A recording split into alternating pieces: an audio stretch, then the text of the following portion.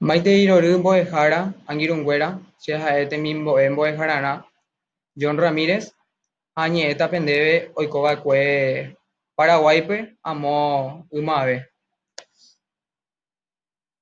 Como primer punto, le estaré hablando acerca de la independencia del Paraguay. La independencia del Paraguay ocurre el 14 y el 15 de mayo de 1811. Es un proceso histórico, puesto que allí Paraguay se independiza de la dependencia de España y del Virreinato del Río de la Plata, cuando un grupo de jóvenes decidió por fin a la larga colonización española, donde sus integrantes se convirtieron en los próceres de Mayo. Es así que la independencia real, efectiva y soberana fue declarada con toda solemnidad el 12 de octubre de 1813, al romperse para siempre todo vínculo de dependencia con España y con Buenos Aires, y al fundarse la República del Paraguay. A continuación tenemos las causas que son divididas en dos grupos, causas externas y las causas internas. Como primer punto tenemos las causas externas, donde la independencia de los Estados Unidos en 1776 fue el inicio de una serie de revoluciones en América, ideas que despertaron en los criollos la posibilidad de armar una revolución. Luego tenemos la Revolución Francesa de 1789, las cuales tuvieron un gran impacto en los criollos, ya que los mismos impulsaron el deseo, la libertad y emancipación de los compatriotas. Por último tenemos la invasión Napoleón-América en España de 1808, donde generó el movimiento de 25 de mayo en 1810, lo que llevó un levantamiento independentista en Sudamérica, entre ellas la del Paraguay. Como segundo punto tenemos las causas internas. Primeramente empieza el régimen político y económico de España, donde se marginó sustentablemente a los paraguayos. Luego tenemos las sanciones aplicadas al Paraguay y consecuencias de la revolución de los comuneros por parte de las autoridades de Buenos Aires, siguiendo hondo en los sentimientos de los paraguayos. Por último tenemos el establecimiento del puerto preciso de Santa Fe, donde se obliga al Paraguay a pagar altos impuestos por sus mercaderías, lo que llevó al debilitamiento del comercio paraguayo. A continuación tenemos las consecuencias. Las consecuencias ocurren en la noche del 14 de mayo, donde se proponen tres batallones que buscan hacerse con el poder y obligar a Bernardo de Velasco, gobernador del Paraguay, a renunciar. Pese a una férrea oposición por parte del gobernador y sus tropas, donde arrestaron al menos a 100 de sus opositores, Velasco termina renunciando al poder el 9 de junio para evitar un derramamiento de sangre. De esa forma, Paraguay alzará la primera bandera de independencia a los países sudamericanos. Así podemos decir que las consecuencias más importantes del proceso de independencia del Paraguay es la independencia misma, en la política, jurídica y en cierta parte la parte económica. Luego tenemos el papel de los próceres y del pueblo paraguayo en la gesta independentista, donde los próceres mayos son Fulgencio Yegros, Pedro Juan Caballero, José Gaspar Rodríguez de Francia, Vicente Ignacio Iturbe, Mauricio José Troche, Mariano Antonio Molas, Fernando de la Mora, Francisco Javier Bogarín, Antonio Tomás Yegros y Juan María de Lara. El papel de los próceres en la gesta independentista es los próceres civiles, donde está, perdón, doctor José Gaspar Rodríguez de Francia, doctor Fernando de la Mora, entre otros. Luego tenemos los próceres militares, que tenemos al teniente Juan Manuel Iturbe, capitán Antonio Tomás Yegros y algunos más. Por último tenemos a los próceres eclesiásticos, que se encuentran Fray Francisco Javier Bogarín, Fray Fernando Caballero y presbítero José Agustín Molas. Luego pasamos a las formas de gobierno adoptadas hasta 1844. Como primer punto tenemos al triunvirato, que es el primer gobierno. Este fue el primer gobierno del Paraguay independiente, donde inició su gestión en la mañana del 16 de mayo de 1811 El cuartel designó al doctor José, Mariscal Francisco, ay, perdón, José Gaspar Rodríguez de Francia y el capitán Juan Velario Ceballos como diputados adjuntos para que gobernasen con Bernardo de Velasco. Luego tenemos a la Junta Superior Gubernativa, que es el segundo gobierno. Se formó una Junta Superior compuesta por 5 miembros: Fulgencio Yegros como presidente, el doctor Francia, prevístero Javier Bogarín y el capitán Pedro Juan Caballero como vocales.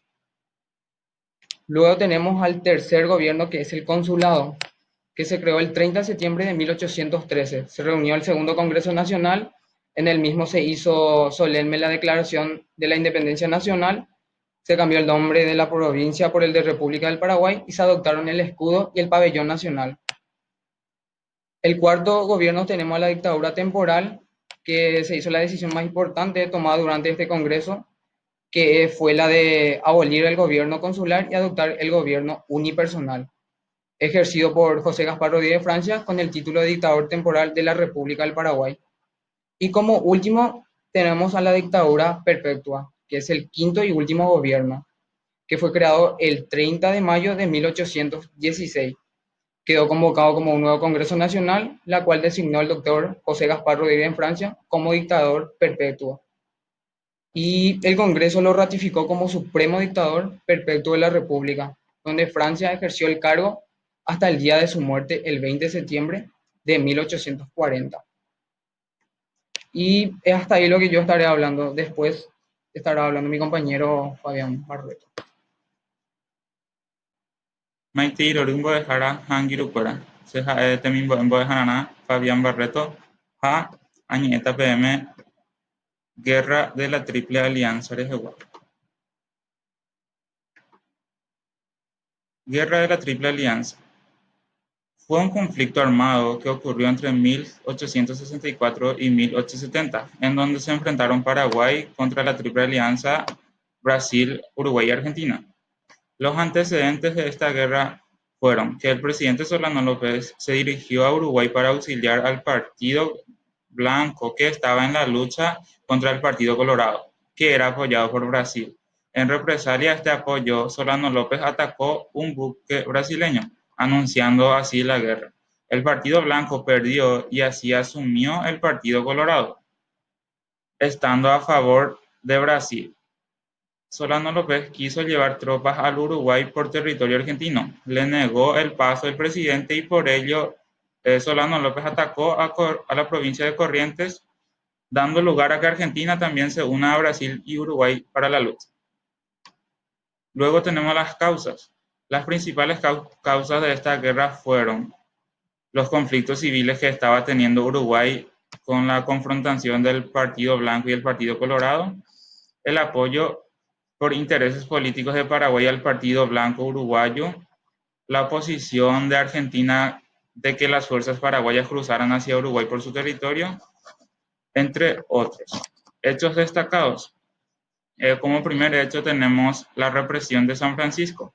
En aquel tiempo, Solano López se estableció en una estancia del llamado San Fernando, pues recibía informes sobre supuestas intenciones en contra de su gobierno, implicando a sus propios hermanos. Esta duda se confirmó cuando fueron interceptados documentos destinados al cuartel general de Caxias, con datos sobre los planes paraguayos. Fueron apresados los inculpados y sus familiares, incluyendo los hermanos de López.